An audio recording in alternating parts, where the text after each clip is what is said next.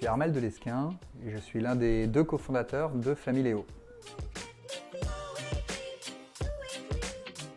Familéo, c'est une application mobile, une solution qui est un peu comme WhatsApp, qui permet aux petits-enfants d'envoyer des messages à leur grand-père ou à leur grand-mère. Tous ces messages seront restitués sous la forme d'une gazette, un petit journal papier, mis en page et envoyé par la poste au domicile du grand-père ou de la grand-mère.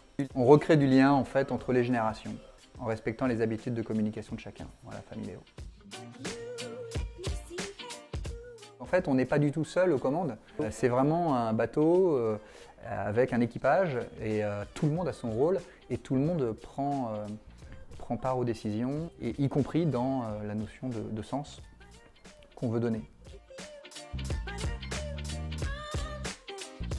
Alors Familéo peut être un petit peu qualifié comme ça. Oui, on a des valeurs qui sont très fortes, mais clairement portées par du sens, et notamment par une mission qui est celle de redynamiser le lien familial entre les générations. C'est quelque chose qui nous tient particulièrement à cœur, et c'est la raison même de la création de Familéo. Après, on est sur un marché réel, on est dans la vraie vie, et on a des objectifs de chiffre d'affaires, de rentabilité, comme toutes les boîtes, pour pouvoir assurer la pérennité de l'entreprise. Alors le déclic, il est arrivé quand j'ai quitté une précédente boîte. J'avais un super poste. Voilà, j'étais directeur financier dans un grand groupe de maroquinerie de luxe. C'était super. J'étais très malheureux. J'étais très malheureux parce que justement, j'avais pas de sens. Et j'ai toujours voulu être un peu libre. Je sais pas, je dois être un peu un cheval fougueux, j'en sais rien. Mais en tout cas, j'ai toujours eu cette soif de liberté et de pouvoir décider de mon avenir. Et j'ai fait d'ailleurs un premier projet entrepreneurial de flotte de véhicules électriques qui s'est planté. J'ai connu l'échec après avoir entrepris, et j'ai rejoint Tanguy au démarrage de Familéo, qui est mon associé, cofondateur de Familéo aussi. C'est fondamental. C'est des valeurs qui sont d'ailleurs partagées avec l'équipe et basées évidemment sur des valeurs personnelles portées par Tanguy et moi à l'initiative de Familéo.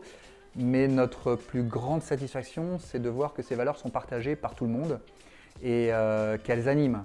Elles animent finalement les décisions, que ce soit dans la manière dont on fait notre solution, l'application mobile, que ce soit dans le tarif, voilà, comment est-ce qu'on vend Familéo, quelle est la notion de prix. En l'occurrence, on a pris la décision d'avoir un prix le plus bas possible pour toucher un maximum de monde. Qu'est-ce qu'on fait des données?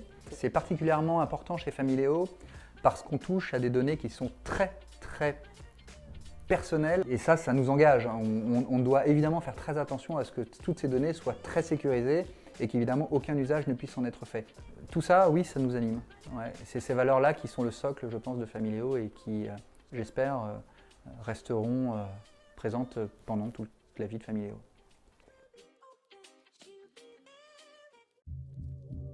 Les challenges au quotidien sont nombreux. On a beaucoup de challenges, que ce soit dans la gestion quotidienne de l'entreprise, l'opérationnel, les salaires des équipes, le juridique, le développement international. On a beaucoup de choses très concrètes. Tanguy s'occupe particulièrement de tout ce qui est produit, du B2C, du marketing, de la com. Donc ça, c'est des choses qui rythment notre quotidien. On doit aussi se projeter. Et ça, c'est difficile parce qu'on est parfois très vite rattrapé par le quotidien justement, et qui nous empêche de nous projeter vers une vision à long terme de ce que doit être Familéo. Le vieil adage « il n'existe pas de vent favorable à celui qui ne sait pas où il va ». Eh bien, si on ne sait pas vers où on veut aller, eh bien, on risque de mourir tout simplement.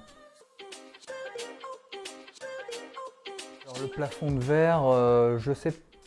J'ai jamais eu le sentiment que c'était particulièrement difficile d'être entrepreneur. Peut-être parce qu'on a eu beaucoup de chance aussi d'avoir un produit qui répond à un besoin. Ce qui est compliqué, c'est de gérer la vie privée avec la vie professionnelle. Voilà, je dirais que c'est un peu un mélange entre... c'est une juste alchimie, un juste équilibre entre ce qui fait qu'on a de l'ambition pour une boîte, tout en n'étant pas prêt à tout sacrifier non plus. Alors dans 10 ans, je me vois avec un peu plus de cheveux blancs qu'aujourd'hui, je commence à en avoir. J'aime bien ma vie aujourd'hui, j'aime bien cette vie qui est équilibrée et j'espère qu'elle continuera à l'être.